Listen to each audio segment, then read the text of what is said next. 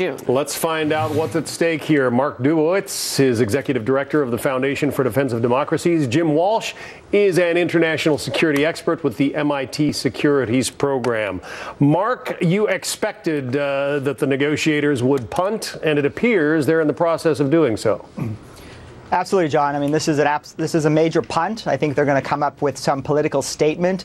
They're going to tell us that there have been some agreement on some political issues. The reality is that there are major gaps between the P5+1 and Iran, and no amount of papering over this, no amount of nuclear diplomatic two-step can hide the fact that these two sides are far apart and will remain far apart over the next few months. You have been to Iran a number of times, Jim. Is there any way to describe this expected extension of these talks as a good deal for the United States or for the P5+1? Well, I think before we judge it, we ought to at least wait till they announce what it is. I'm sort of saddened that people feel the need to criticize it without even having heard it yet. Now, I think right now what we have is the joint plan of action. That's been a winner for us, right? This interim deal that's been in place for the past year while the negotiations have gone on, that's been good for the U.S. because it means Iran is not producing 20% enriched uranium. And its IAEA inspectors have daily access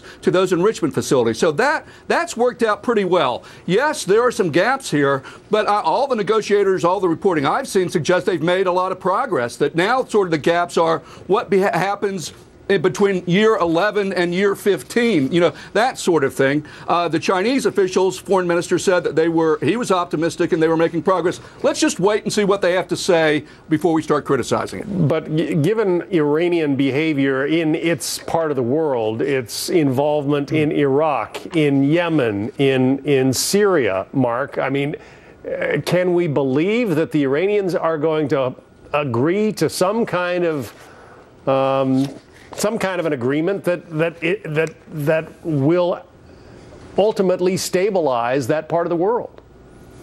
John, I don't think so. I mean, while we've been obsessed, quite rightly so, with Iranian nuclear breakout, the Iranians have been engaged in a regional breakout, and they've been engaged in a regional breakout without significant U.S. pushback because they understand that we are so beholden to this agreement, so beholden to this negotiating process, that we're not willing to actually push back against Iranian regional aggression writ large. And on the nuclear side of things, I mean, Jim's right that there have been some benefits to the JPOA. Unfortunately, what it's done is it significantly reduced U.S. negotiating leverage. We de-escalated the sanctions pressure. Iran's recovery is now under a modest recovery. And the fact of the matter is that the Iranians still continue to move forward on major elements of their program, long-range ballistic missiles, and they continue to stonewall the IAEA on the possible military dimensions of the program. So they may be developing warheads for all we know. And unfortunately, the limited access we have in their declared facilities is not giving us nearly enough visibility. Now, hopefully, a final agreement can have a gold standard verification and inspection regime, go anywhere, go anytime, into Revolutionary Guard bases. So for once and for all, we can see if we can actually verify an Iranian agreement with an Iranian regime that we cannot trust. What about that, Jim? I mean, there are Iranian facilities that have, been sprung on the world, revealed to be nuclear research areas. How do we know that they're being honest, that they're revealing everything?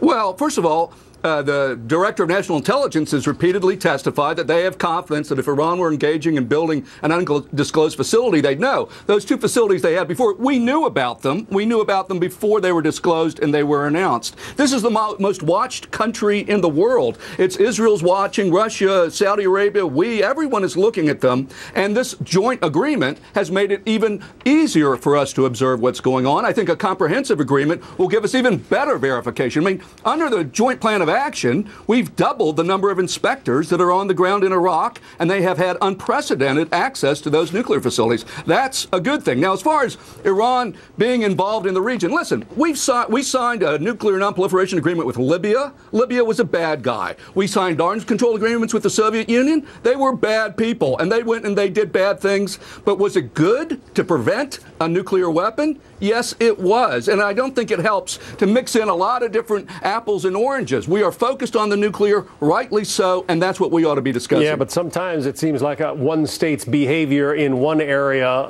kind of defines how it might behave in another area. I think that's what has so many people concerned. Well, John, at least on Iraq, you mentioned Iraq.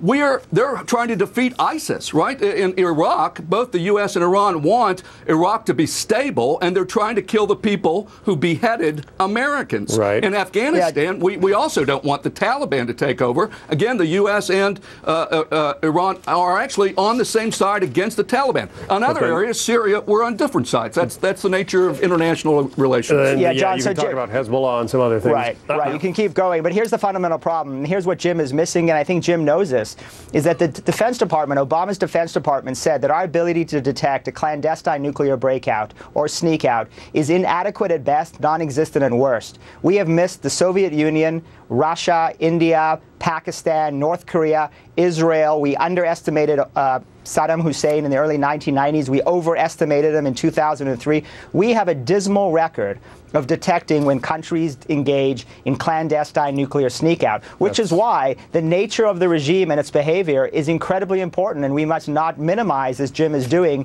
their terrible behavior in the region. We're going to have to leave it there, and we'll see what comes out of this 6 p.m. Eastern deadline tonight. Mark Dubowitz